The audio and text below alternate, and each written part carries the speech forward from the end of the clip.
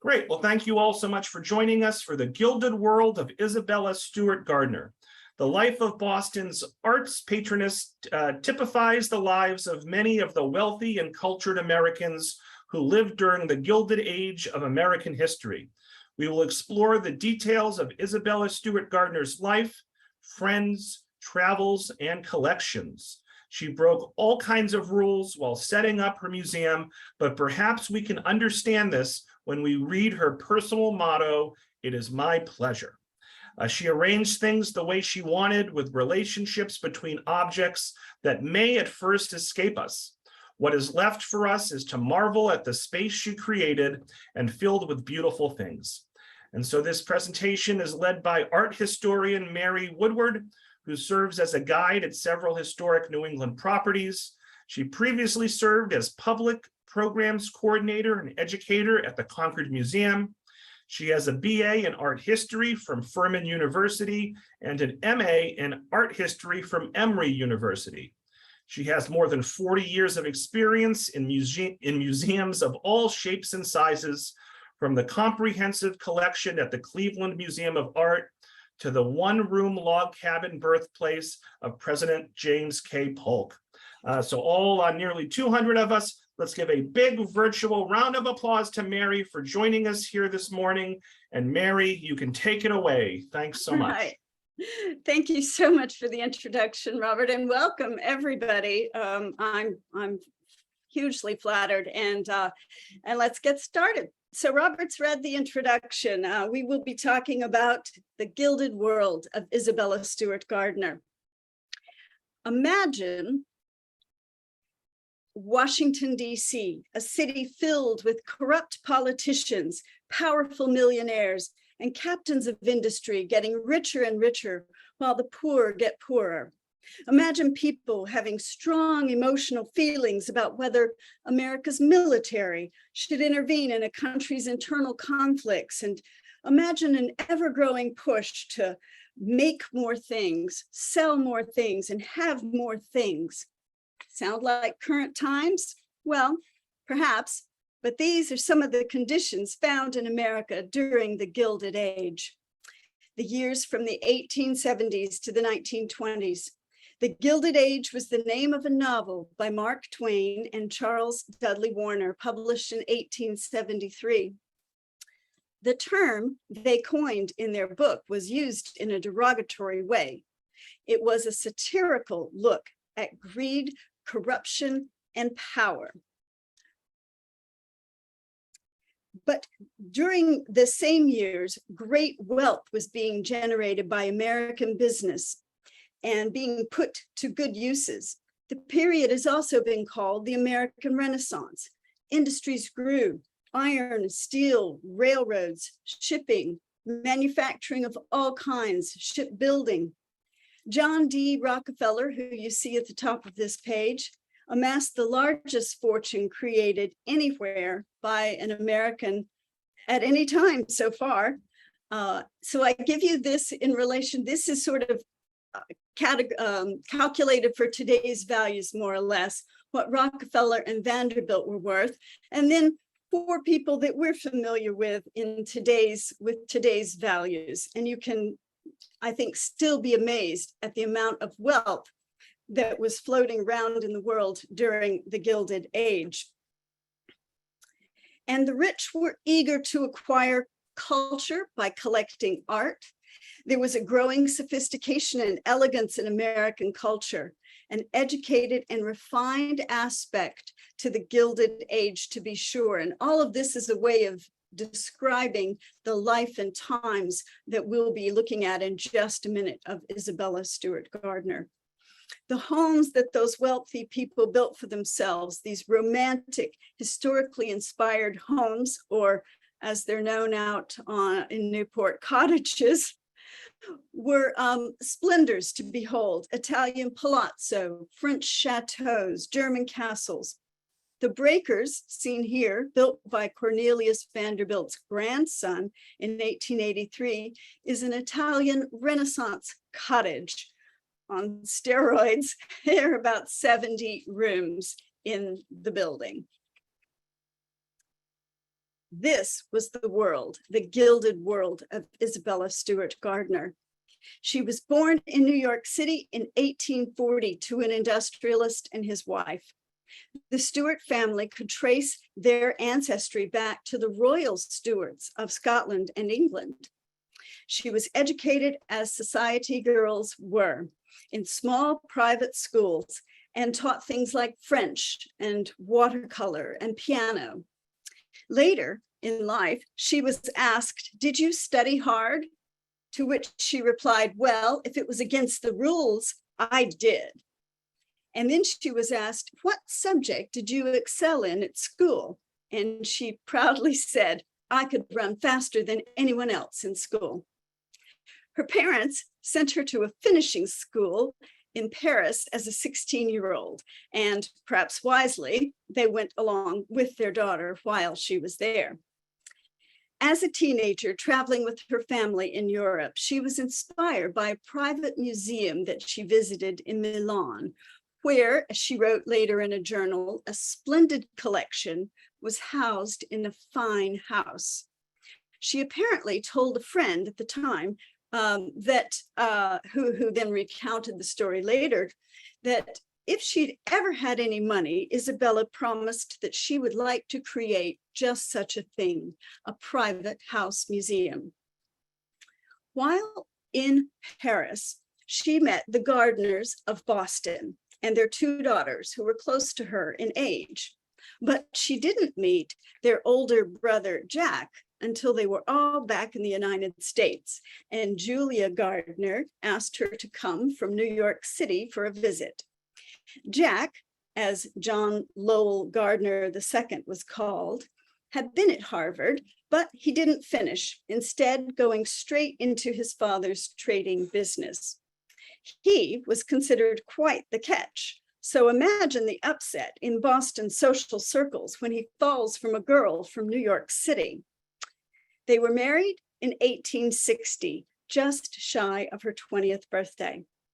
They lived with Jack's father at first, but then began building their own home.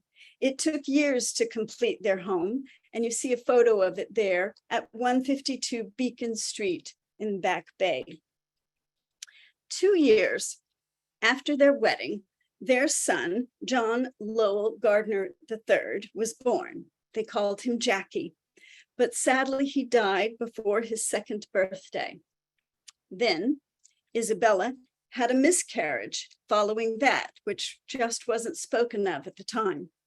So in order to recover from their sadness over Jackie's death and concern that Isabella might never mentally recover from these serious mental blows, it was decided in a family meeting that Jack should take her abroad.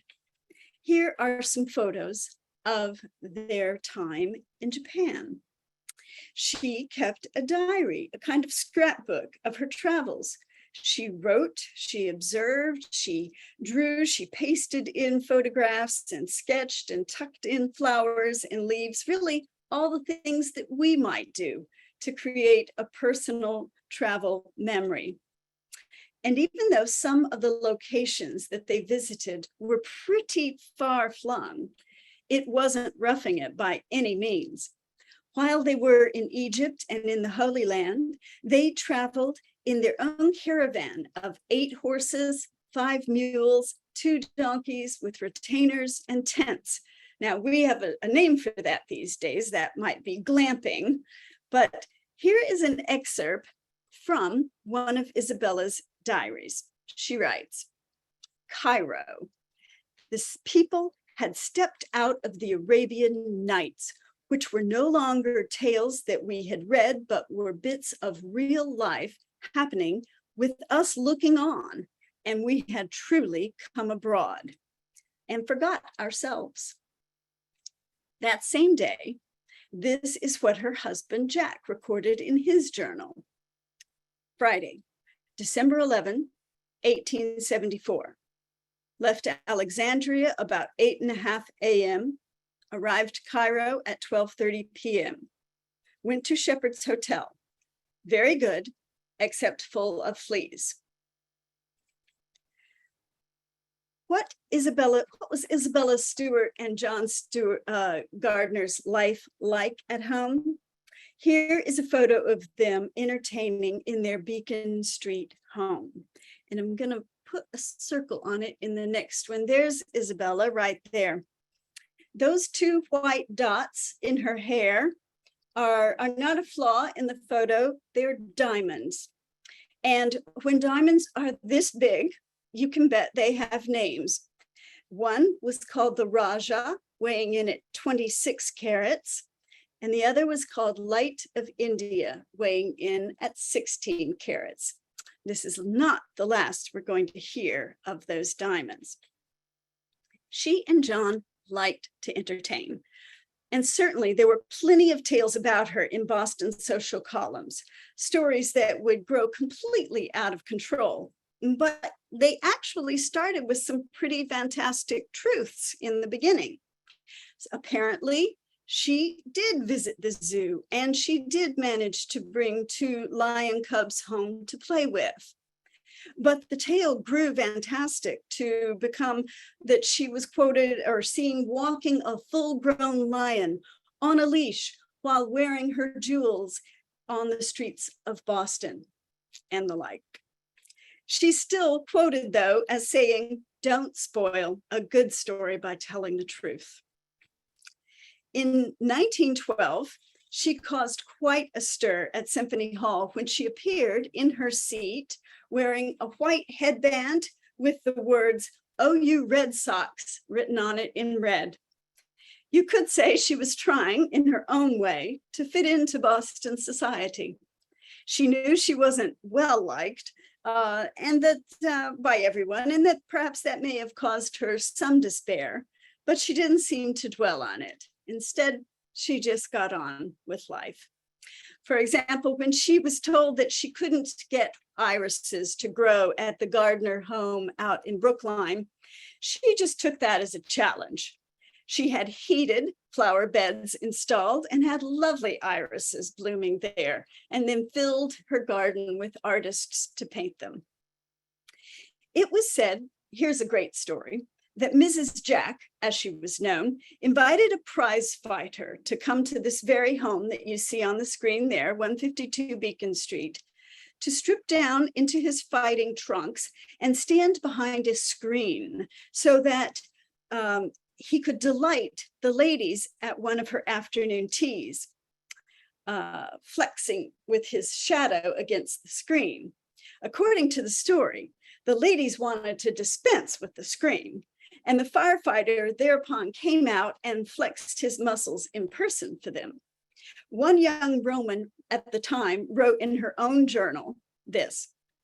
She says, "Of course, Father will never let us go to Mrs. Gardner's parties. Father could never feel sure whether the party at Mrs. Jack's music room was for Mozart or mussels." But it wasn't all fun and games at the Gardner house. Isabella took the radical step of enrolling in a lecture course being taught by a Harvard professor in 1878. At this time, this was the same time rather, when educating women was considered controversial by plenty of people. Harvard didn't officially start courses for women until it started Radcliffe College the following year.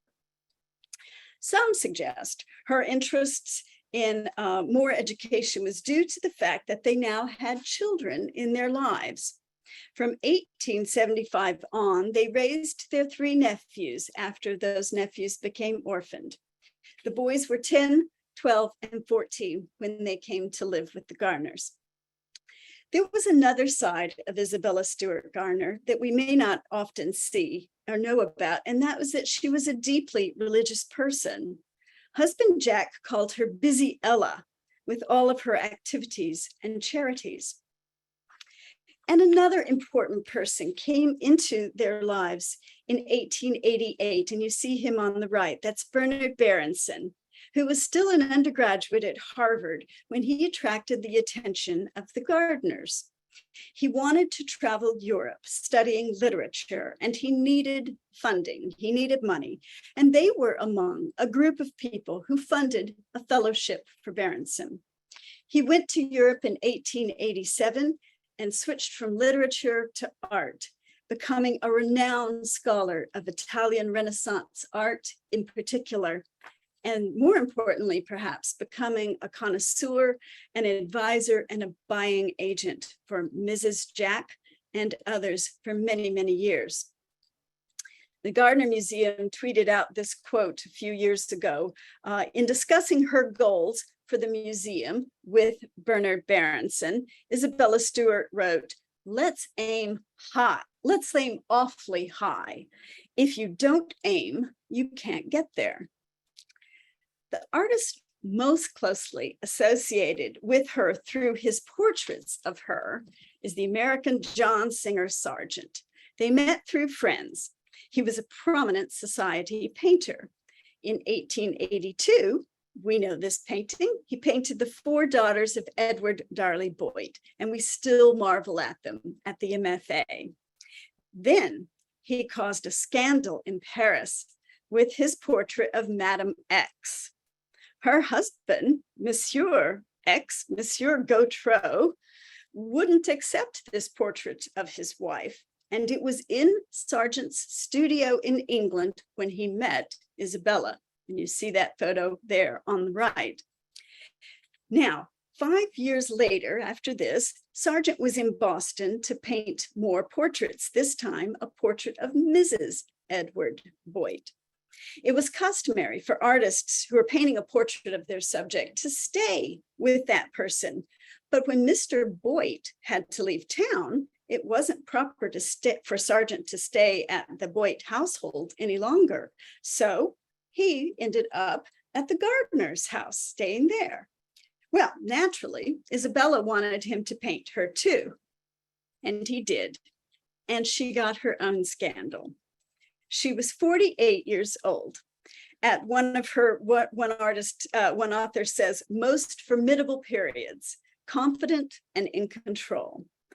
Sargent painted her against a 16th century velvet brocade, patterned and positioned so that her head seems to be crowned.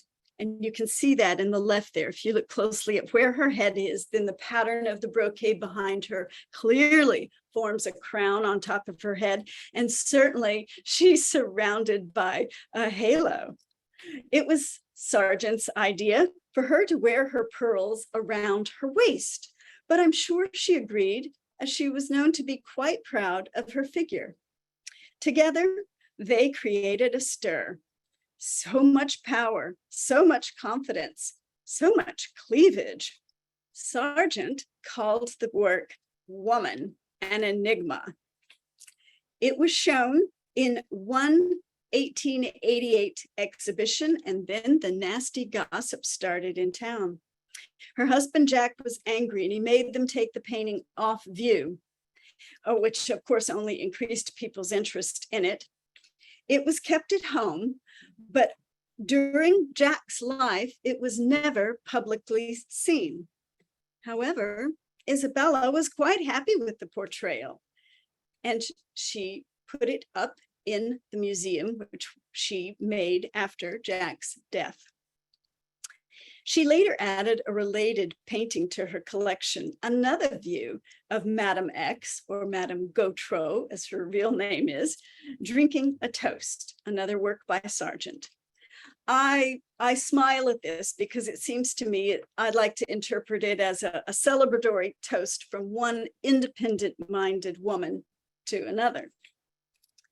There's another stunning portrait of Isabella painted a few years later while the Gardners were staying in Venice. The Swedish artist Anders Zorn captured this fresh, captivating image of her on the balcony of the Palazzo Barbaro on the Grand Canal. She's 55 years old. Zorn, who had also been staying with the Gardners, had been trying to create a successful portrait of Isabella and was growing anxious. One evening, as the Gardners and their group were socializing, Isabella stepped out onto the balcony to see what was happening, then suddenly turned and came back in, and he captured the moment. It's as if she is really radiant with light herself, and then there is that long strand of pearls again. Now, just a brief word. or two about the role that Venice played in their lives. Though Venice, unlike English-dominated Florence, Italy, or church-dominated Rome, Venice was a playground. The light, the color, the water, the crumbling plaster. If you've been, you know, there's never been more romantic and intriguing city, I don't think. The Gardners were part of a circle of close friends there who gathered often. The Palazzo Barbaro was a medieval palace owned by a Boston family, the Curtises. It was such a hospitable locale that even Ruskin, the art critic, and Whistler, his favorite target, could coexist in the same group while in Venice. And architecturally speaking, this is all going to look familiar in a few minutes when we see how it inspired Isabella Gardner. There was another group of friends, though, who accepted her, who basked in her warmth and generosity. These were the residents of Dabbsville. A. Piatt Andrew, who you see in the upper left corner there, and Isabella Stewart Gardner met one another in 1903. He was an assistant professor of economics at Harvard. He built a summer home called Red Roof on Eastern Point at the edge of Gloucester. His neighbor was Henry Sleeper, who you see down on the lower right of that photo, a talented and popular interior decorator. They had a close group of friends, and they named the place Dabbsville, building on the letters from their individual names. They included Isabella Stewart Gardner as an honorary resident of Dabbsville. She didn't have a home there, but she was welcome in all of theirs. Here she is in a celebratory group dinner one evening, and that's Isabella Stewart Gardner with her back to us in the center of the picture, sitting in a chair with a Y on a cloth draped over the back. That's because at this point in her life, she started styling her name Isabella by spelling it with a Y instead of an I. The group inspired and supported and entertained one another for years. Henry Sleeper built his home there in 1907, just a few doors down from A. Piatt Andrews Red Roof. It's named Beauport, and it is part of the Historic New England's collection of homes. So I offer you that as a fabulous field trip up out of Boston at some point. Isabella Stewart Gardner's father died in 1891 and left her a small fortune. She wasn't nearly as wealthy as those mentioned earlier, but she did inherit $1.75 million. At that point, in today's value, almost $50 million. So beginning in 1892, she and Jack began to seriously collect some beautiful, serious art for their home on Beacon Hill. She bought 174 paintings in just a little over 9 years. Among the highlights, and unfortunately one of the stolen works, is this one here by Vermeer called The Concert. Isabella was in competition not with other collectors for this work, but with large museums over the Vermeer.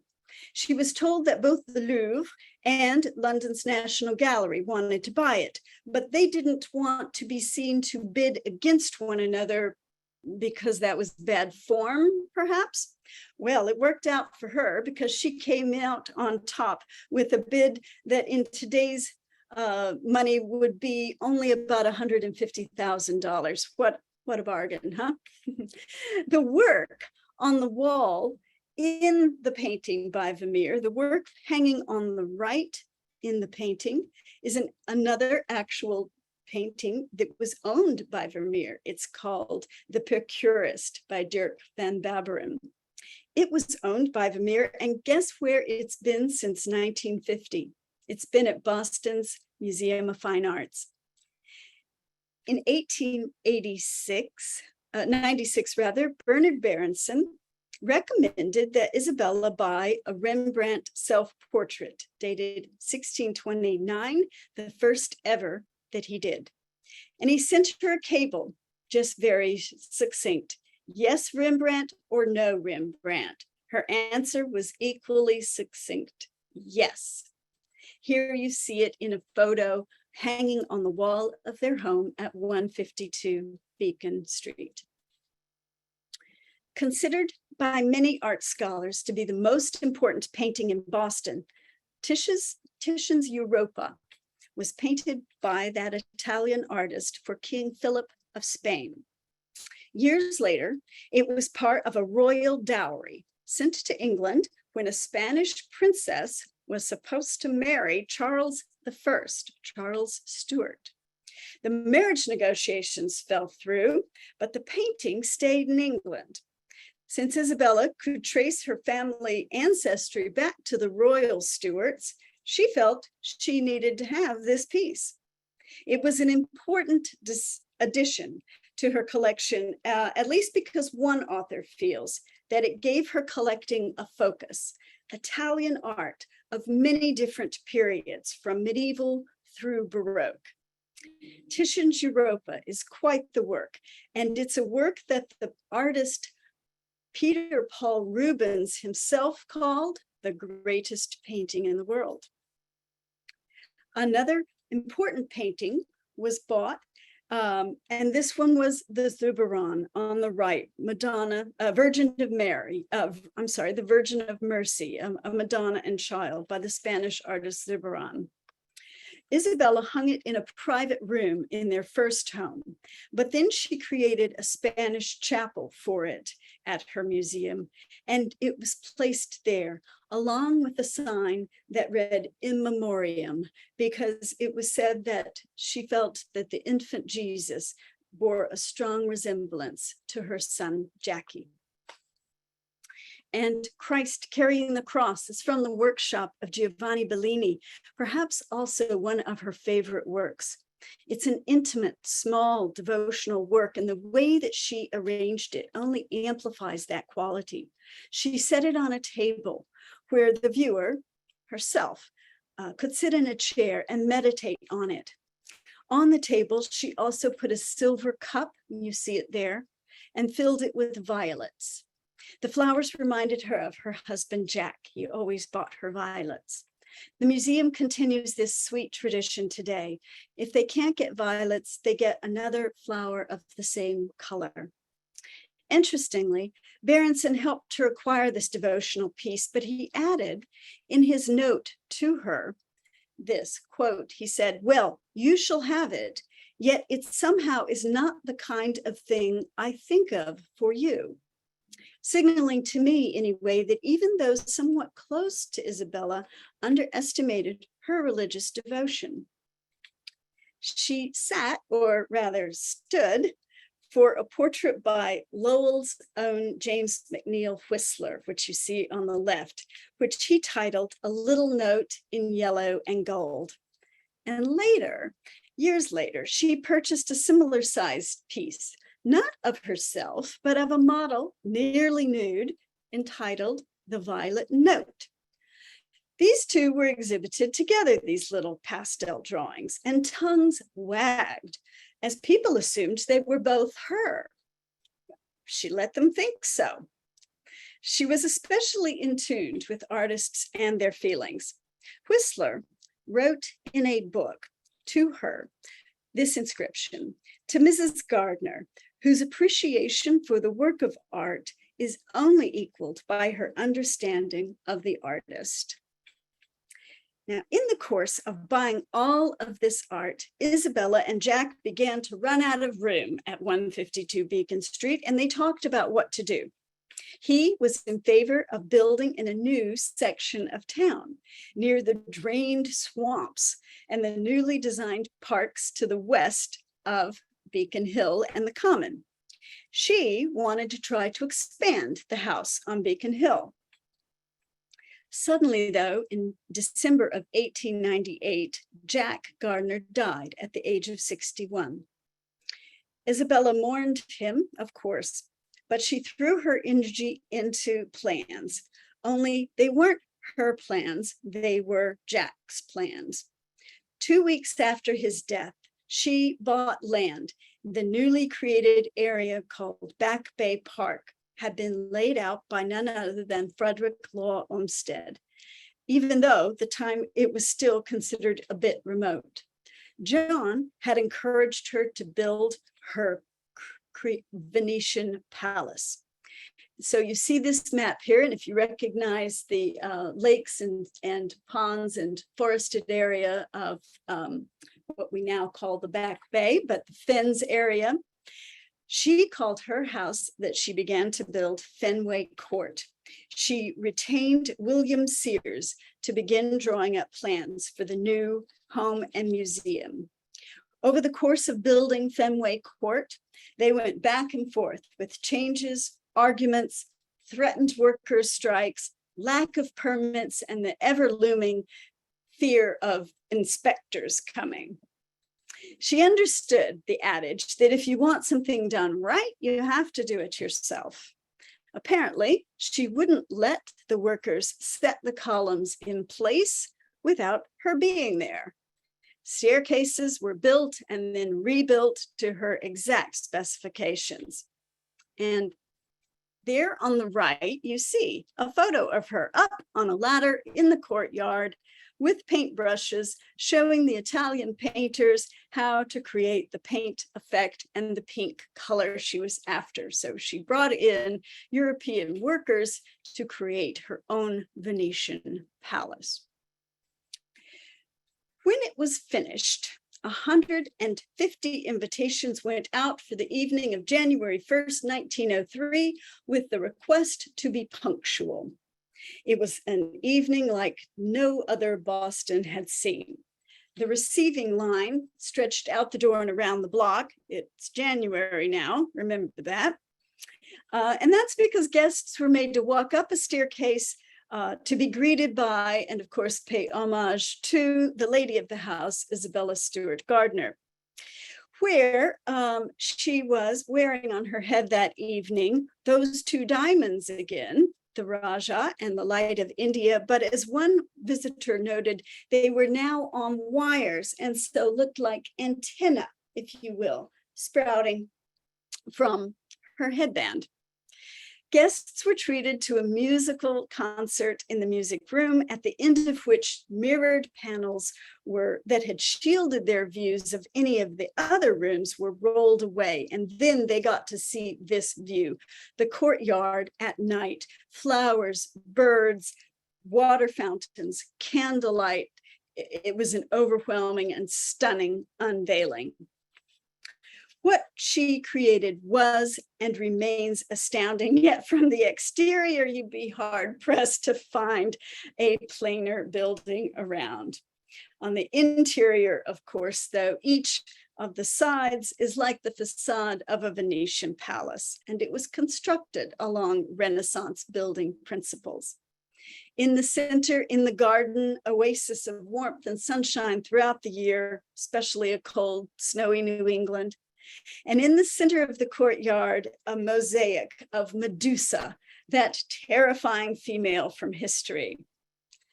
So what happens when you build a world-class collection of art that you love and you place it inside a palace that you've created and you invite the public to come inside? The plan was to open the museum to about 200 people a day for 10 days at Easter and 10 days at Thanksgiving, but there were problems immediately. There were damages, there were thefts of small items, and it made her change her plans to allow only art students to arrive, to come in, and she charged them $1 a piece to help defray the costs of security. It was said that she was a nervous wreck on open days. By the way, her private apartments are on the top floor of Fenway Court.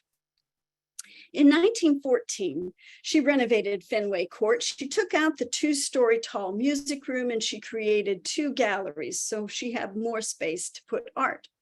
She created, one of them was this Spanish cloister, which she created. And one of the reasons for this was to accommodate a painting which she didn't own at the time. It was Sargent's large work called El Jaleo. It belonged to a friend who, perhaps unwisely, had lent it to her while he closed his home for the summer. The next time he saw his painting, she had created the Spanish cloister with its carved arch frame of antique stones and floodlights along the bottom to mimic the painted floodlight in the picture. Apparently, he could do nothing but present her with the painting as a gift on the spot that he saw it. Isabella Stewart Gardner began living a period at this point rather economically. She reportedly would send her man out for 2 oranges instead of a dozen, or she would be seen wearing a dress that was made from a brocade sofa cover. What she was doing, what she had in mind, was to try to squirrel away and keep enough money and leave it behind for the running of her museum. And there really was no idea what kind of money that would take. There was a trust created to run Fenway Court, and Henry Sleeper, owner of Beauport from Dabbsville, was named trustee. Isabella so admired what he built at Beauport, and he loved what she had done at Fenway Court, so it just made perfect sense. She left a provision that if anything moved, or if other works were brought in, the whole thing could go to Harvard and they could do with it what they please, sell it if they wanted. She also made another provision that every year on her birthday, a memorial service would be held in the chapel.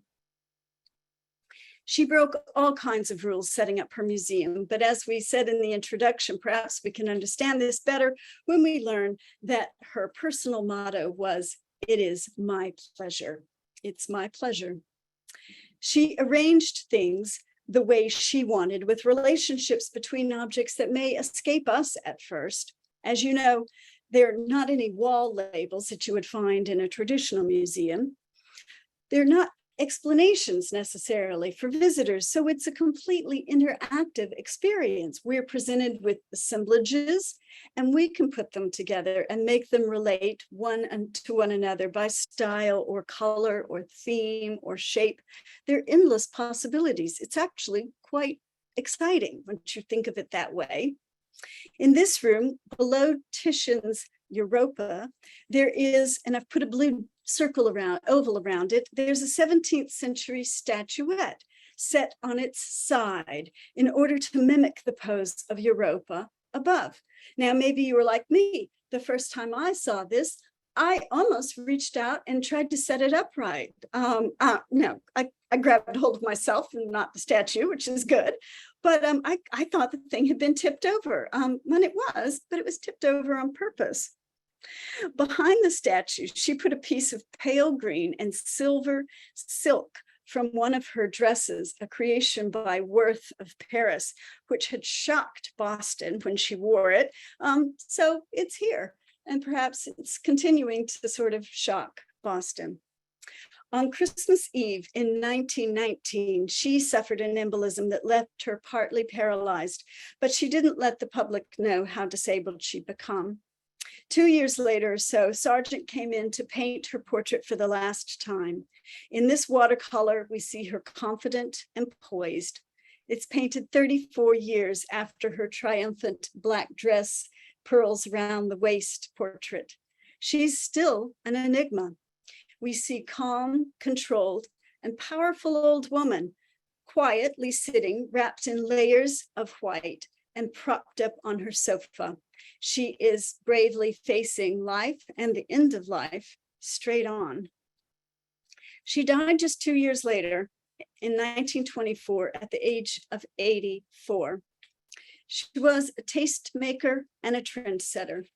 Art, religion, social freedoms, these were interests that motivated her. She created a new type of building, a private collection museum without any or much evidence of a domestic life involved, like the Frick in New York City, the Walters in Baltimore, or the Getty Villa in Malibu. In the words of a former curator of the museum, Isabella Stewart Gardner deliberately created a sense of mystery about herself. No single interpretation can encompass the personal poetry of her marvelous installations.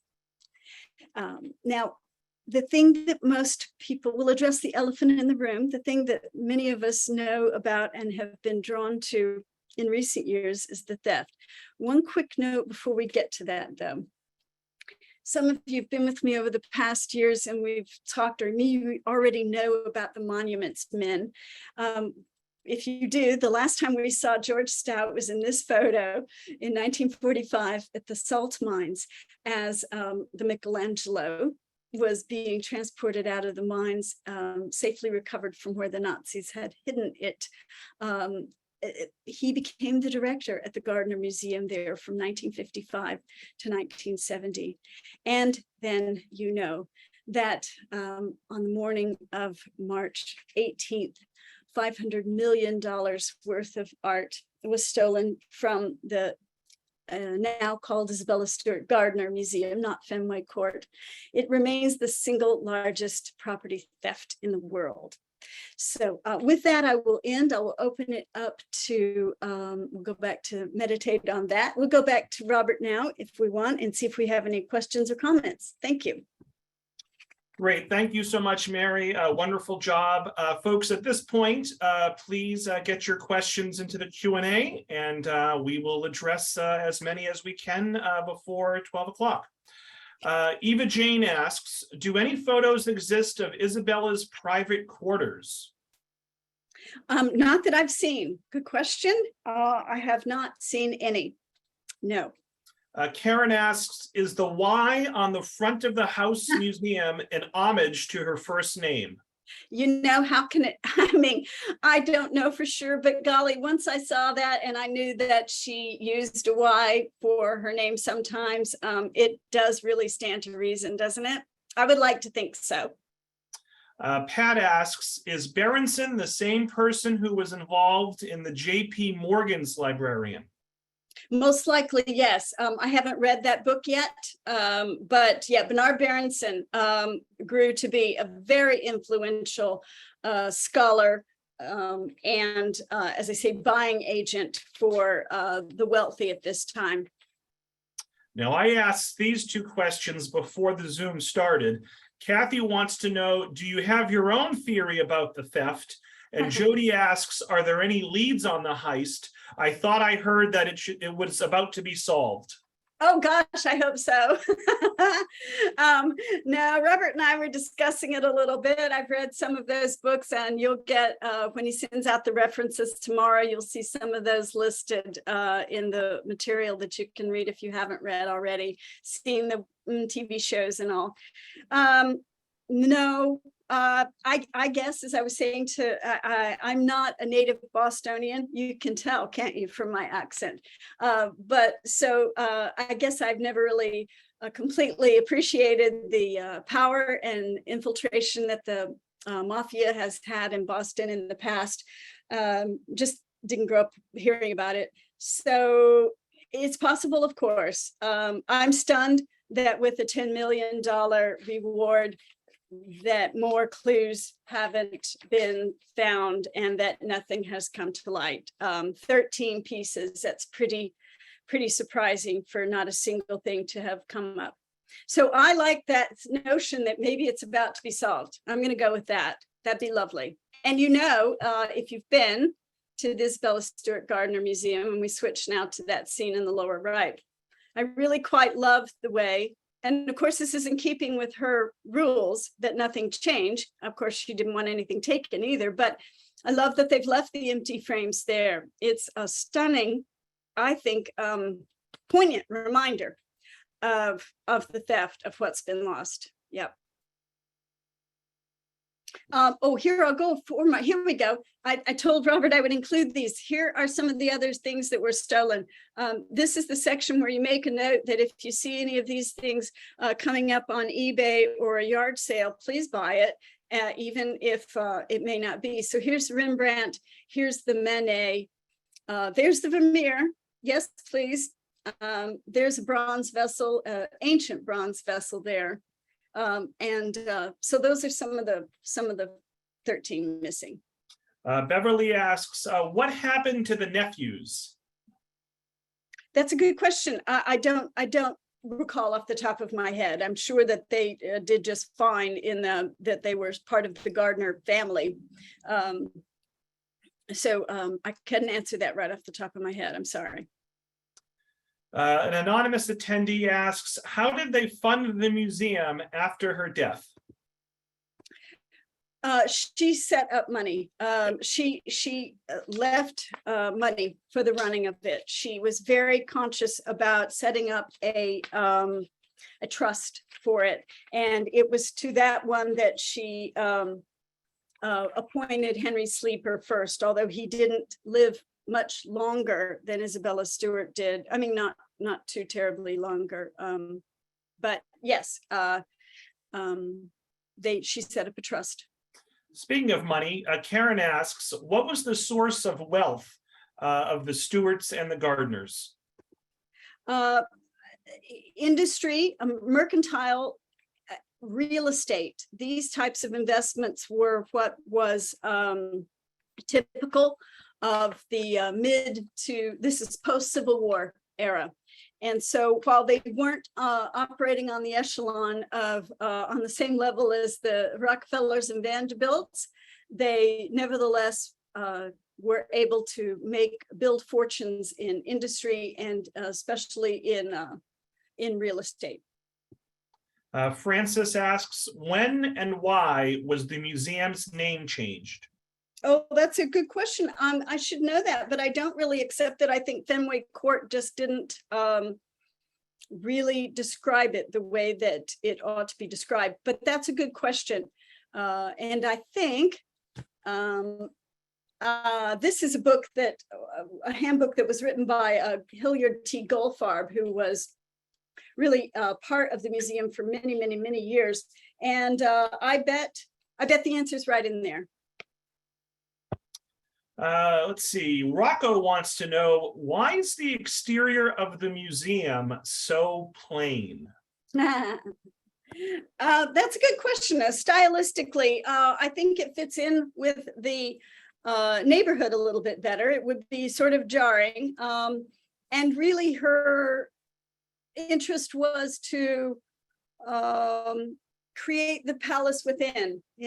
So it's true of Renaissance. I will just say this, historically, there are precedents when you look at Renaissance palazzos. Now, Venice is an unusual case, of course, because everything is open to the water, and we are seeing those gorgeous facades on the exterior.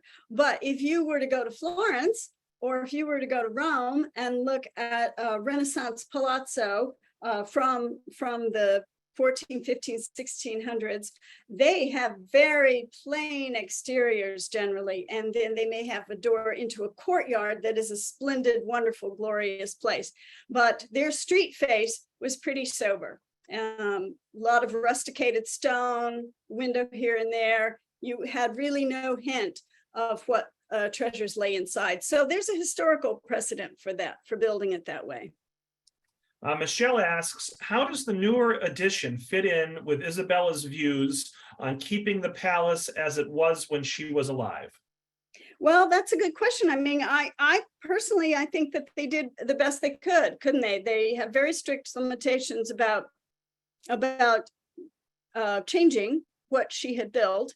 But I do believe that the spirit of it, that is that they're able to reach broader audiences. They're able to look at other parts of her collection, which are, not everything was on view, for instance, in her display. And so they're able to have a beautiful resource that they've built for the public to be attached gently, ever so lightly, to the original building, and provide the public and art students and everybody more opportunities to learn more about the collection.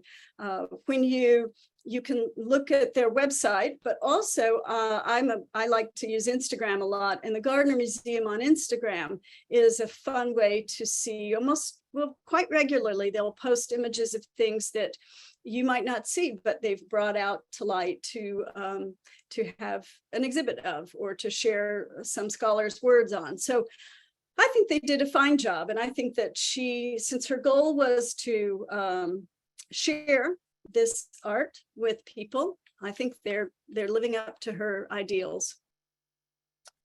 Let's see here. Diane asks, what was Isabella's religious affiliation and what church did she attend in Boston? Oh, I imagine she was Catholic. The Stewarts historically are Catholic. And I don't know what church she went to. Yeah. She did build a private chapel for herself in her museum.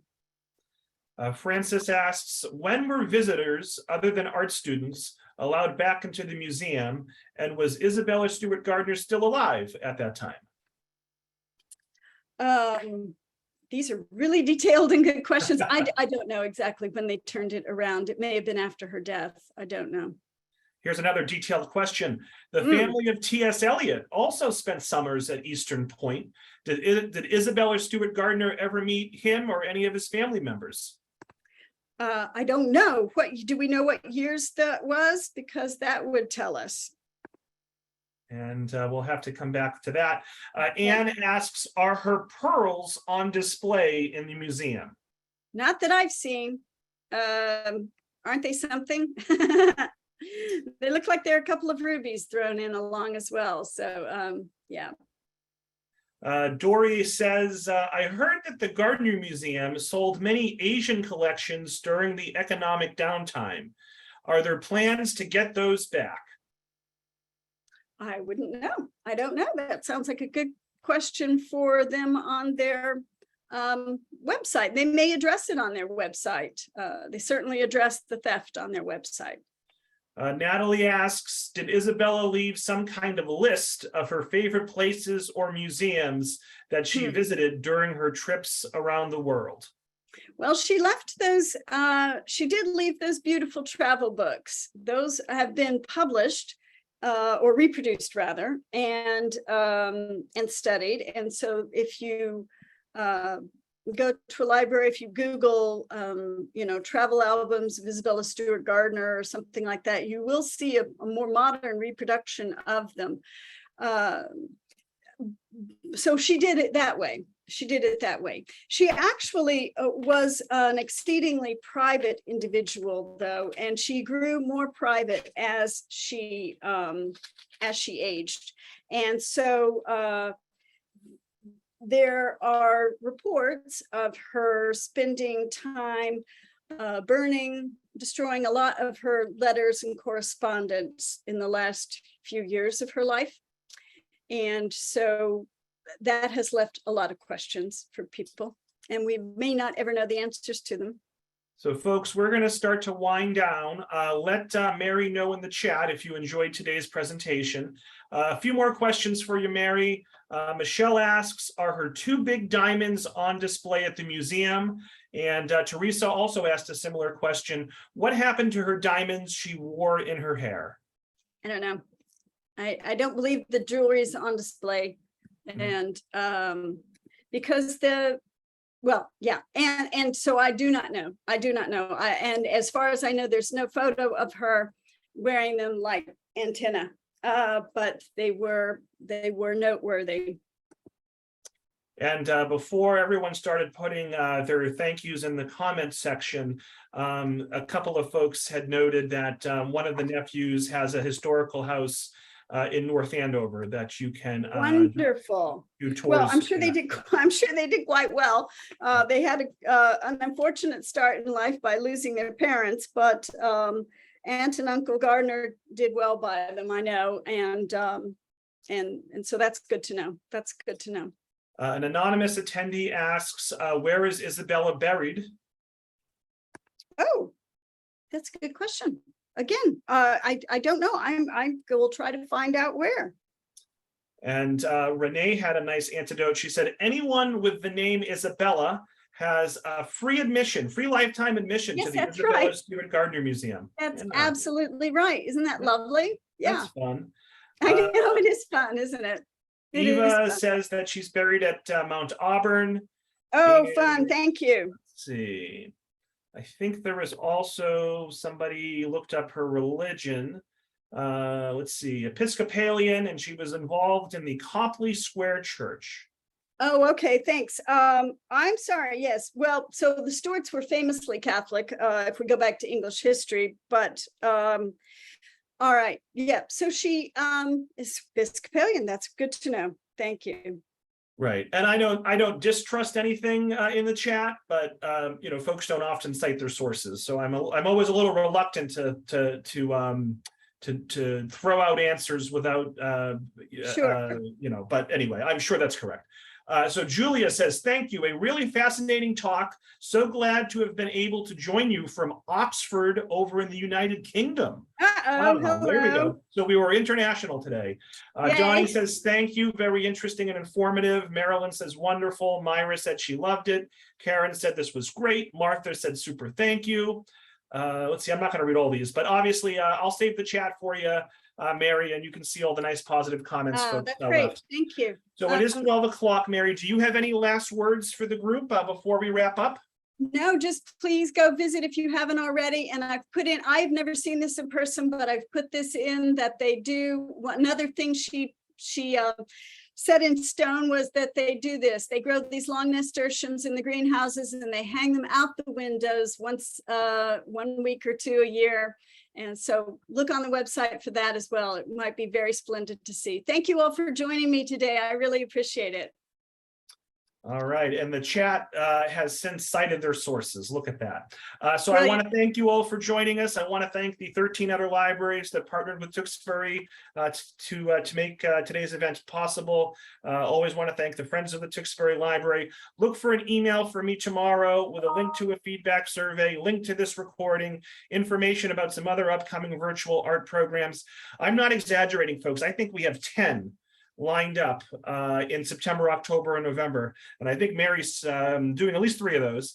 And then Mary also has a handout that I'll provide tomorrow. So anyway, bottom line, look in your email tomorrow morning, important email coming your way. So thank you all so much. And I hope everyone enjoys the rest of their day. Bye-bye. Thanks a lot, Robert. Thank you, Mary. Everybody. Thank you. Have a good one. Thanks, you too. Bye.